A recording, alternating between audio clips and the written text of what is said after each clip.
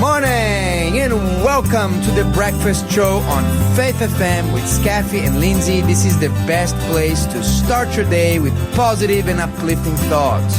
You're listening all across Australia on 87.6, 87.8 or 88 depending on where you are, or you can listen to us through our Faith FM app wherever you are in the world. And if you are listening live, today is Wednesday, the 11th day of February. I'm here in the studio with Lindsay and producer Shell. Good morning to you, producer Shell. I have a gratitude to kickstart the show. Okay. My gratitude today is for children that enjoy cooking and they kind of know what they want to be when they grow up. Oh, okay. My wife was hosting this cooking class yesterday, and I went just for after the cooking class was over. I just went for the sticky beak, just to eat something. The sticky fingers. Yes, sticky fingers. But there's a lady there, and she brought her daughter, and her daughter is just like the definition of a mini chef. She just loves to cook at home. Cool. She likes eating, fancy foods, and she eats of everything, and she loves to cook. And whenever any person asks her, hey, what would you like to do when you grew up? And she's like, obviously I will have a restaurant. Oh, obviously. She's just like, rolls her eyes. They look, So it was quite amazing. She's such a wonderful little girl. Oh, so and it was really cool to meet that family and just to see kids that are really passionate about something from a young age. And you can tell that this is like her passion, her hobby, that she just has like this spark on her eyes when she's cooking. So just very, very grateful to have witnessed that.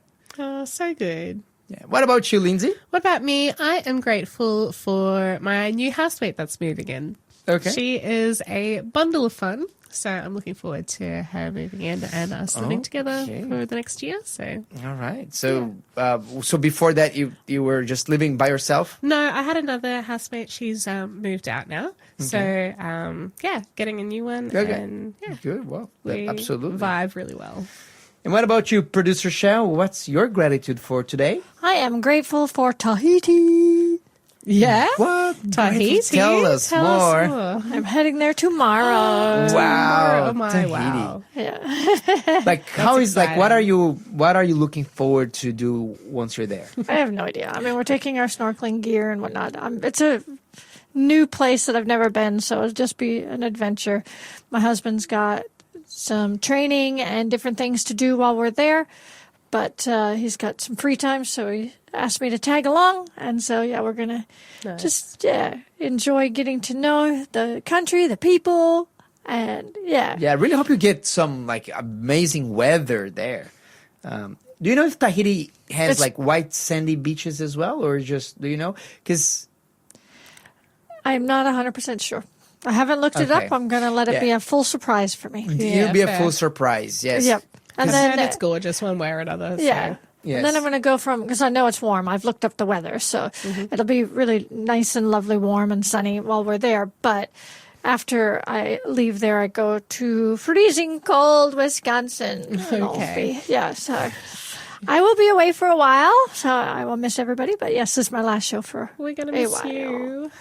Yeah, producer Shaw, but you are going to be enjoying yourself and working on your tan and seeing, classifying all these fishes and snorkeling and diving. That's going to be lots of fun. Yes. Which certainly will be way more fun than what happened yesterday with the Sydney protests. Oh, okay. And we're going to be talking a little bit about that because the protesters and the police, they clashed big time.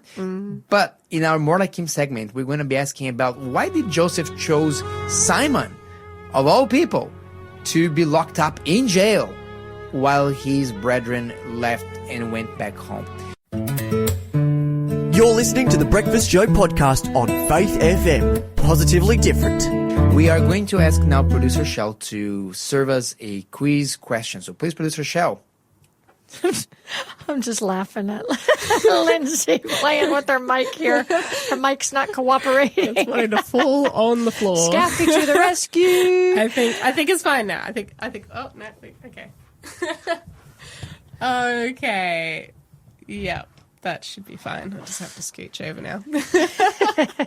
All right. Well done. Just need a little bit more muscle there. Thanks. Yeah. Well done, Skaffy. No worries at all. That's why we keep you around. Just a bit of geometry issues. Yeah.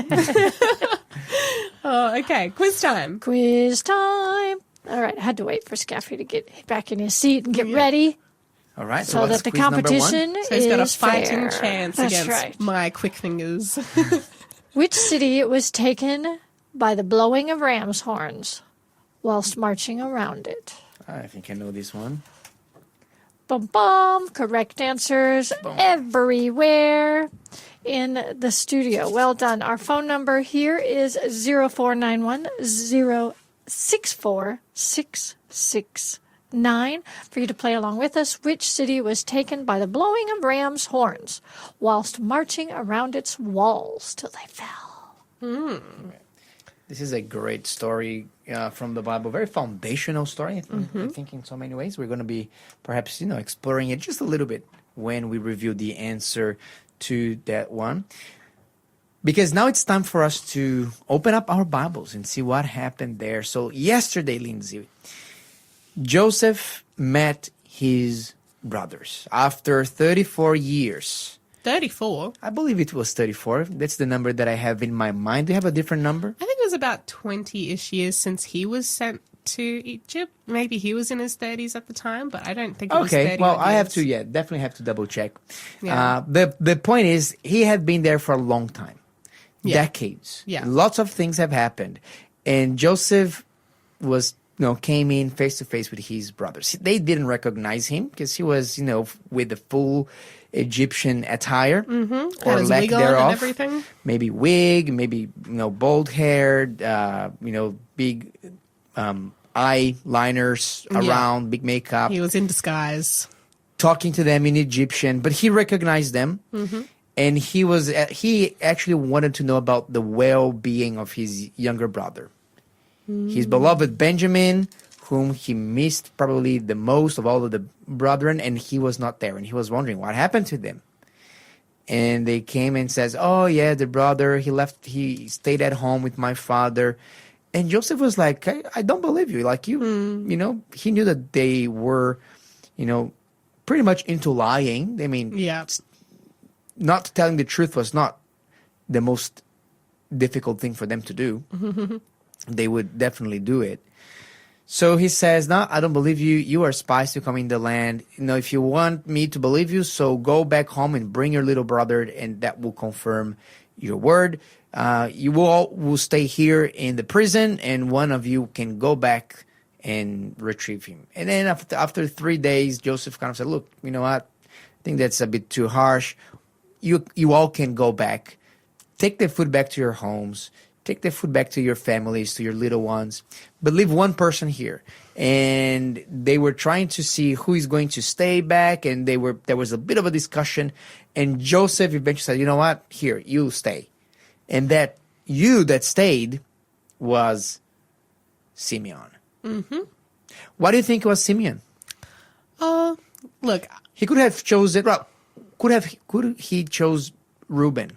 yeah, he could have chosen any of them. However, I don't know if he would have chosen Reuben because Reuben was trying to save him. He was trying to save him, maybe to save his own skin in the process. What about Judah? Judah was a bit terrible. Judah was a bit terrible. But Judah said, "Hey, instead of killing him, let's just sell him." Let's just sell him in a way, instead.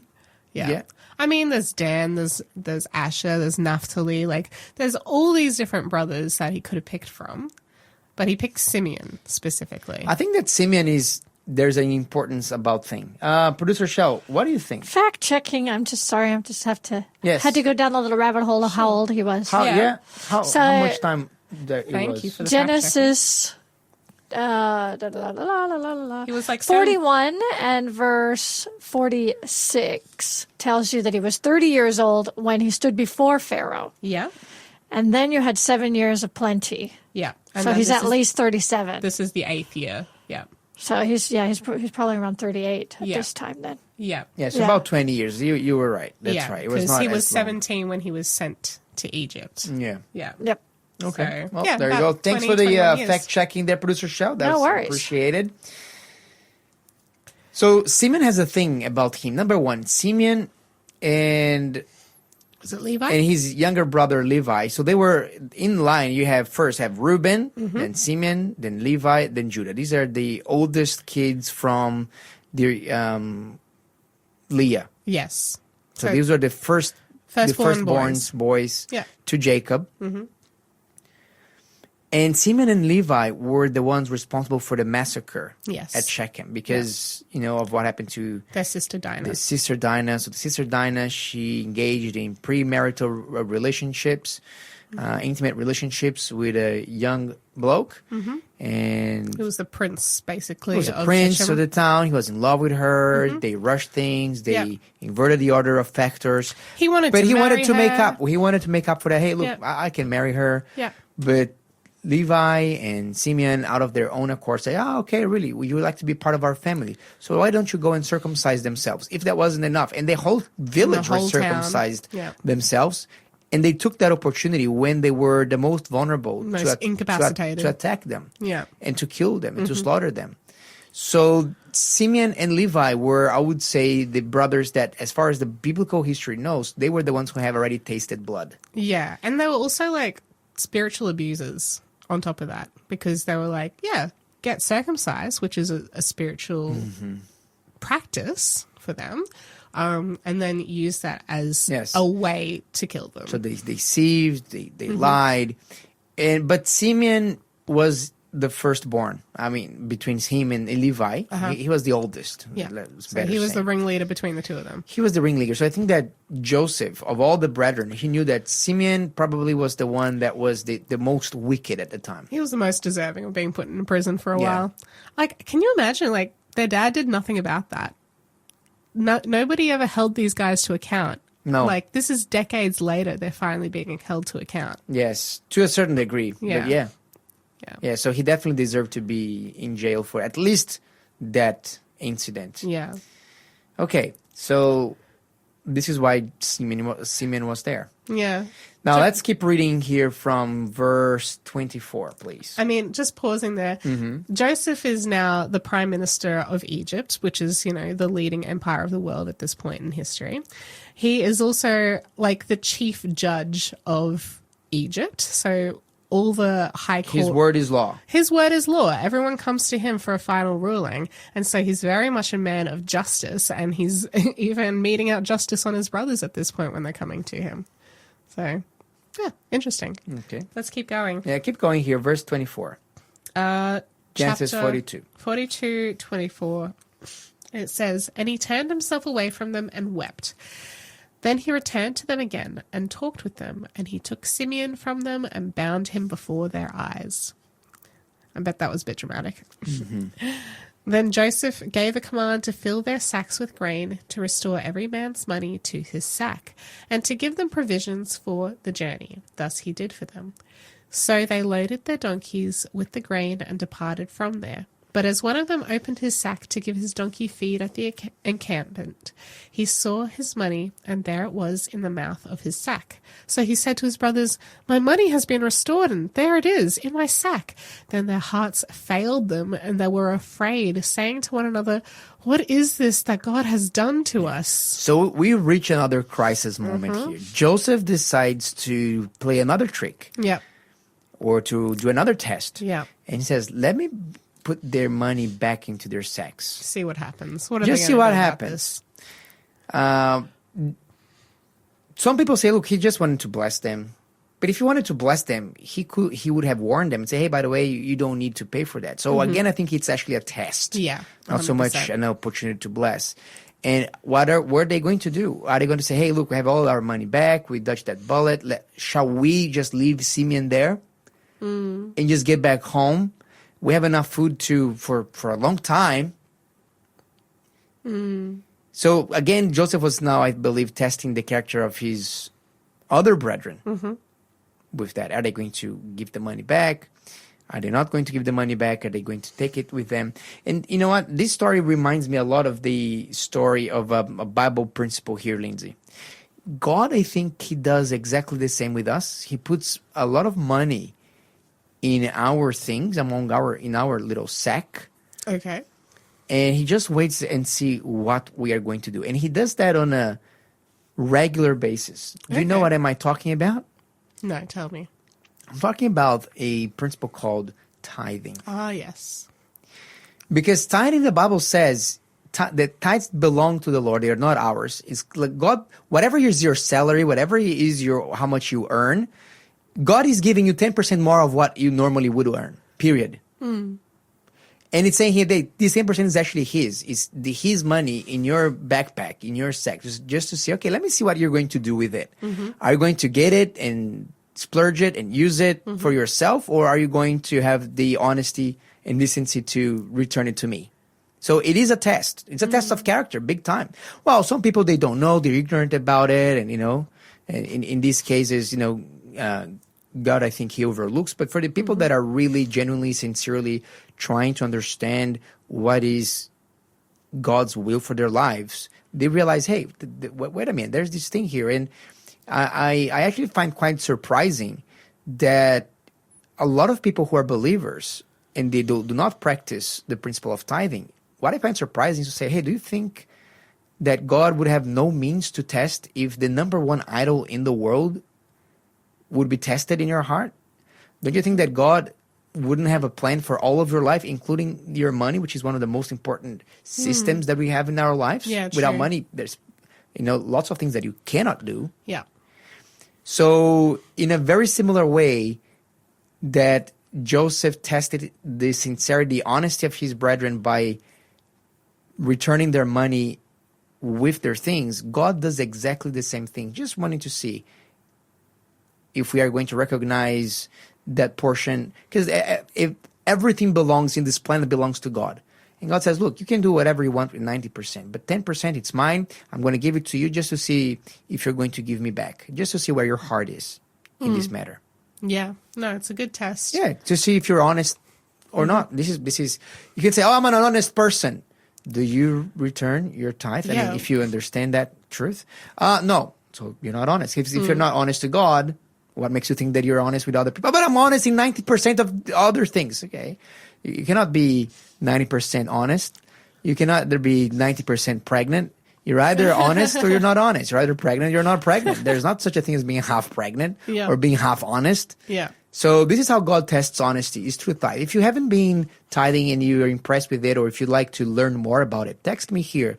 #money to 0491-064-669. I can send you the Bible verses that talk about tithing, so you can make up your own mind in regards to this topic. But if you are convicted about tithing in your life, my question is, what is holding you back? What is holding you back from trusting that God will provide for you? When was the last time that God, told his people to obey him, to trust in him, and he let them down? So why are you not trusting? And why do you call yourself a Christian if you're not trusting in God? There's a contradiction there. But you know what? There's forgiveness. You can come to God and say, God, I'm so sorry. Why have I not trusted in you? Why have I not obeyed you? I am withholding your own money from this point on. I want to be right with you. And return your tithe. Just as simple as that. Yeah. Whatever church you attend, you're part of, it does not matter what branch of Christianity you find yourself with. Tithing is a universal thing. Actually, there's a lot of stories of even non-Christians that tithe because they say, "Hey, I don't want to attract, the lack of blessings from God." Really? Because there's a bunch of stories. Interesting. Of people that practice tithing. Some of the famous ones were, for example, the Colgate family, and I believe Sam Walton from Walmart. There's a lot of high-profile, even billionaires that have always practiced tithe, and they were asking, "Hey, do you have any particular religious convictions?" And no, I think it's I don't want to attract the curses of God, or I just don't want to withhold His blessings from me. This is the thing. What happens when we are withholding that from God? God is not able to pour on us all of His blessings that He has available. Because we're not really trusting in Him. How can He bless people that don't trust? Interesting. Yeah. Yeah.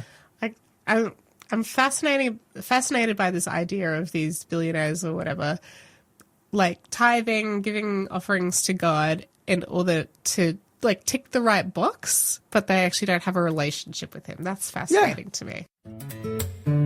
You're listening to the Breakfast Show podcast on Faith FM. positively different. And now it's time for a quiz answer. Please, Shell. Indeed it is. I can give you the answer to the previous yeah, that's one. right. You can give me the which answer. is Jericho. Yeah. Jericho was the city that was destroyed, or at least their walls fell down through the blowing of horns, of ram's horns. And that is a very interesting thing because Jericho has been rebuilt and destroyed literally dozens of times. Really? Yes. They have like 20, 30 meters worth of layers, archaeological layers, one on the top of the other. Really? Wow. Because this is actually a pattern. This is what they call tells. You know what a tell is? Tell is an artificial mountain. Okay. And you find them all over the yes. place because Yeah. initially people build a city there, and then that city throughout the history on a very small hill. normally on a small hill already, Yeah. or like some kind of strategic location. Yeah. And then what happens is that They build houses on they it. build houses, and then eventually the city, falls down, maybe because of an earthquake or because they were or there's ransacked a or fire fight or or something. whatever. Yes. And then what happens? It just stays there for like 30 years. The bush comes in, it covers everything. Yeah. And the next generation of settlers come in and say, "Hey, this is a great place. Maybe we can build a city here." Yeah. And then they go build a city, and then the same thing happens again and again. So you have like this birthday cake or this wedding cake effect of layers upon layers upon layers. Yeah. One of the interesting things about Jericho is that Jericho was super heavily fortified. They actually had a double wall, and it was in a pretty steep mound. Okay. So it was, even if you managed to come across the first wall, you wouldn't be able to go across the second wall. You'd be very vulnerable. Wow. And there was a breach within these walls. And in the archaeological records of the city of Jericho, the portion of the city that was destroyed around the time of Joshua, around the time that the Bible points to the period of Joshua, there is something quite unique. The wall falls from outward, the wall falls from the inside out. Okay. Because normally you have walls falling from, you have like a force applied to it from the exterior towards the interior. That's normally what happens. Okay.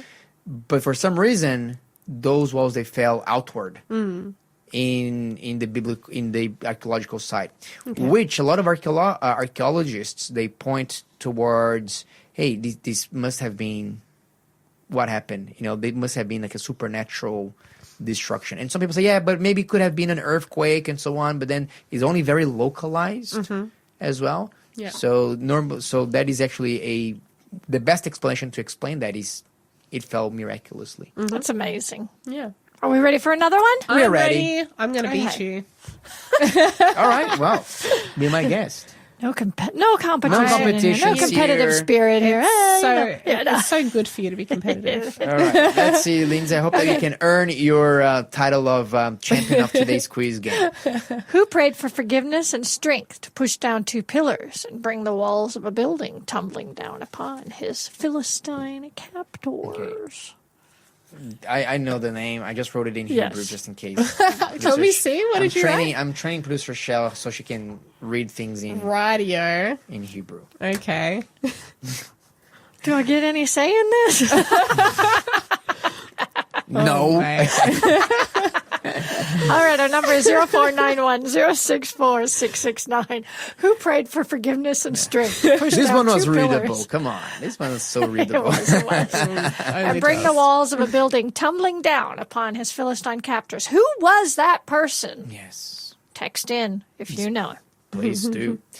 All right, let's get back to our story here in the Bible. So the brethren of Joseph were really in desperation mode. Yeah. New fear unlocked. Yeah. Have you heard about that expression before? New fear unlocked. Yeah. You're going back home, and the prime minister of Egypt, you just find his stuff in your stuff, and that's not good news. Yeah.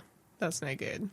Very good. Let's look into the next one. Especially because, this is Egypt we're talking about. And Egypt was a place where they were really well known for record keeping. Like, scribes were at the top of the food chain, under Pharaoh, basically. The scribes and people who kept records were of highest importance.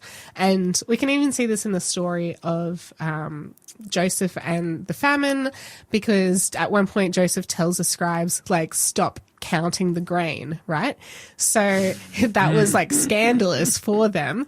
But for this part of the story, for these brothers of Joseph to find their silver or their money in their sacks would mean that there is definitely going to be a record in their mind that, you know, the Egyptians haven't received their money for the grain that we've just bought. And next time we go back, they're going to know about it and they're not going to let us buy from them again. Like, they're going to have a big issue with us. We're going to get caught the next time we go back. That was like the fear probably playing in their mind. 100%.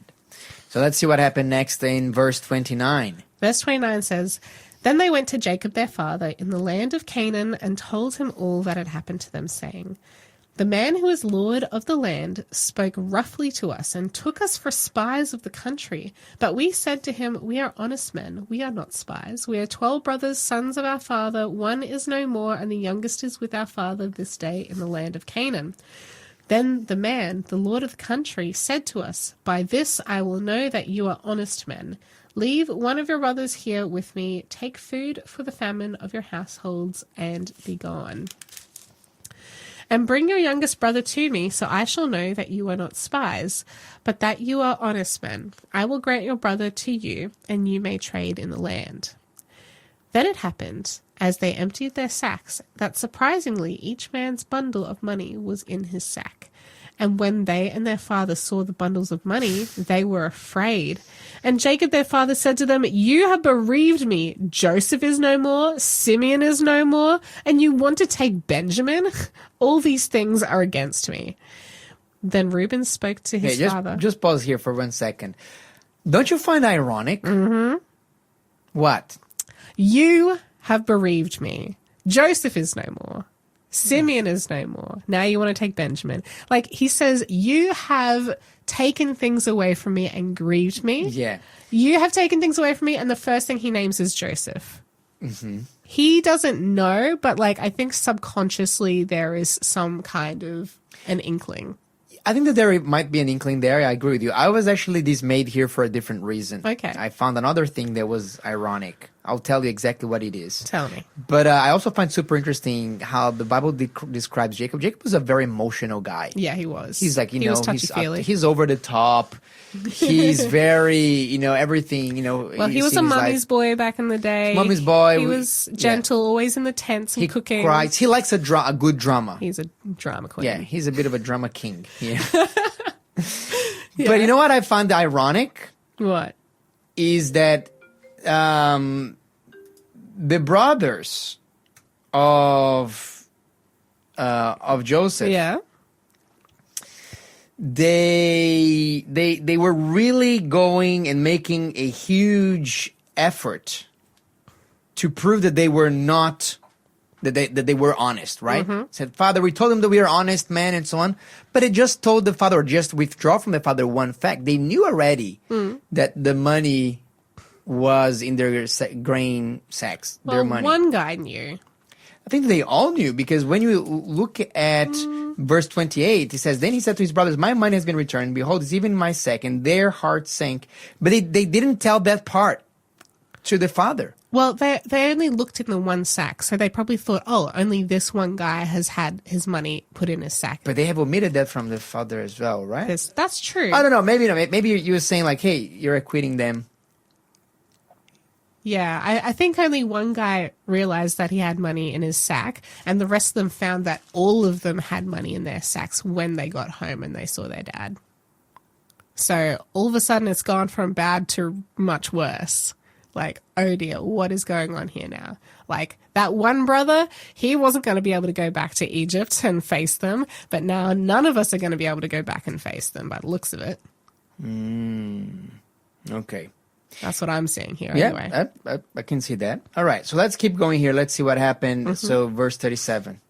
Verse 37, "Then Reuben spoke to his father, saying, 'Kill my 2 sons if I do not bring him back to you. Put him in my hands, and I will bring him back to you.'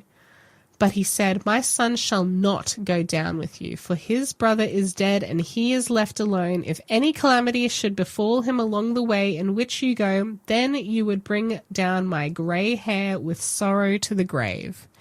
So they're talking about taking Benjamin back to Egypt at some point in order to get Simeon back, in order to be able to trade in the land and get more grain in the future.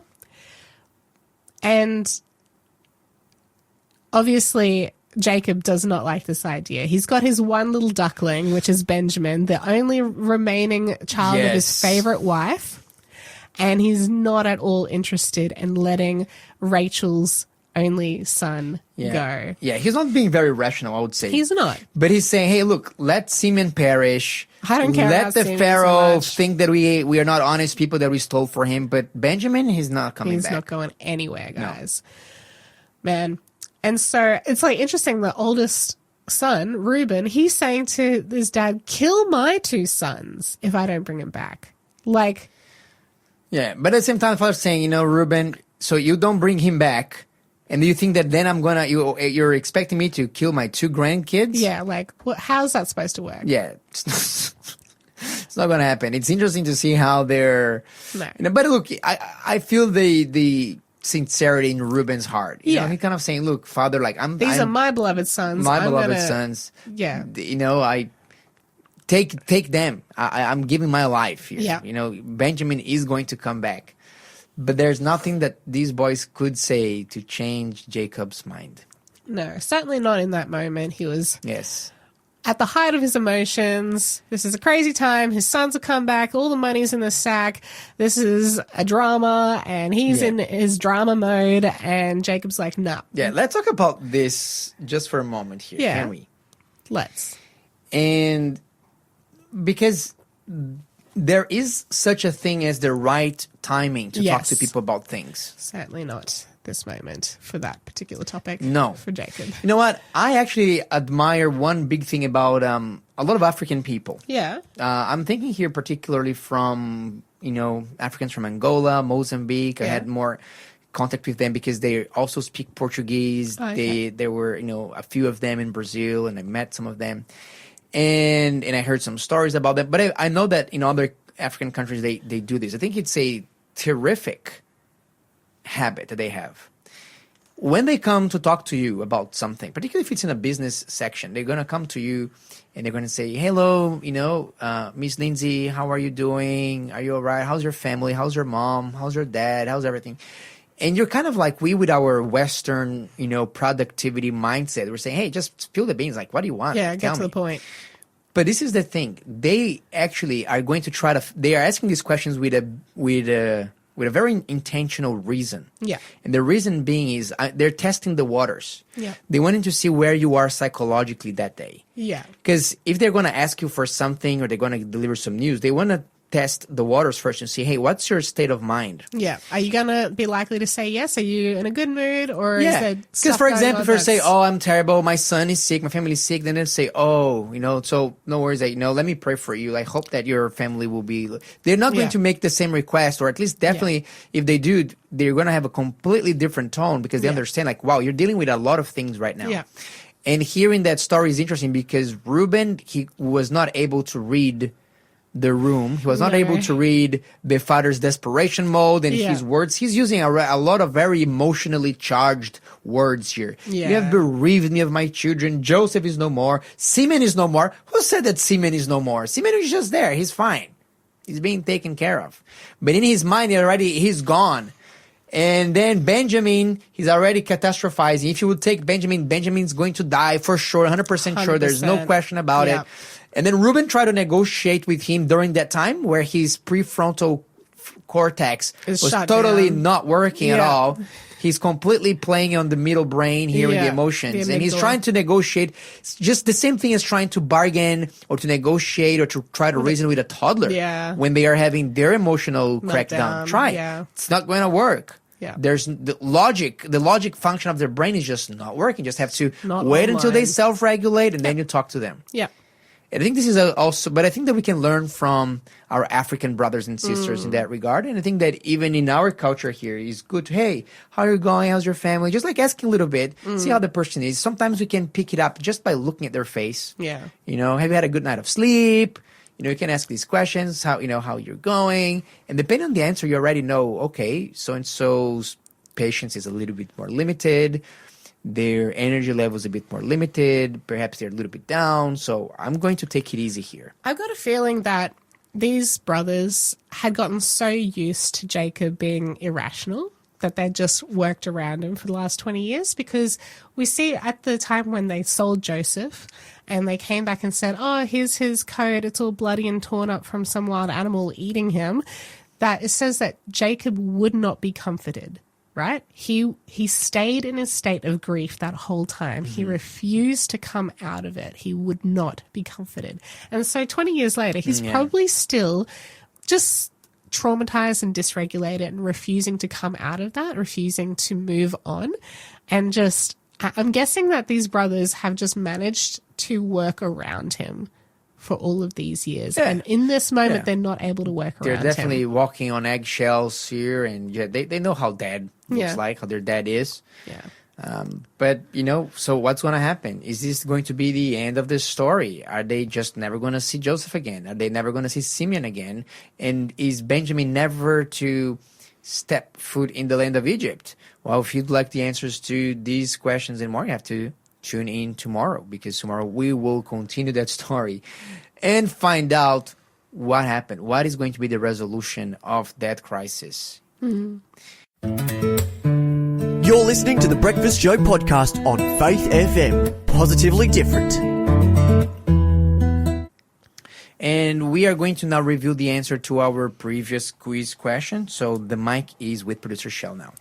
Yes, we've talked about this guy already this week in a different quiz question, but this is a different part of the story. The answer was Samson, who prayed for forgiveness and strength to push down two big pillars and take down his enemies. Yeah. In doing so, he also took himself out.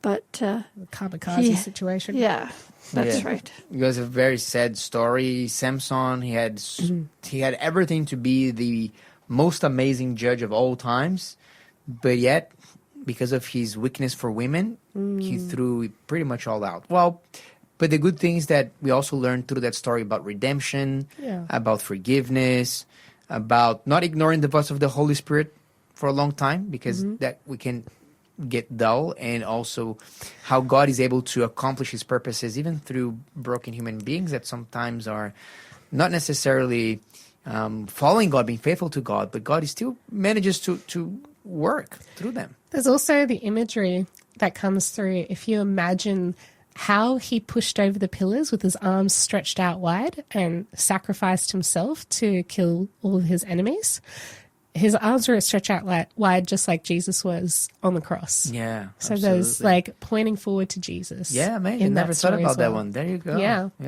so cool. That's right. Jesus died for us so that he could also defeat his enemies and our enemies. Yeah, through his death. Particularly Satan and his angels through his death. Yeah, amazing. That's a great thing. I never thought about that one. Yeah. Oh, stay tuned here. We are going to be having a conversation about the protests that erupted yesterday. Protests / clash with the police. Have you seen anything of that sort, Producer Shell?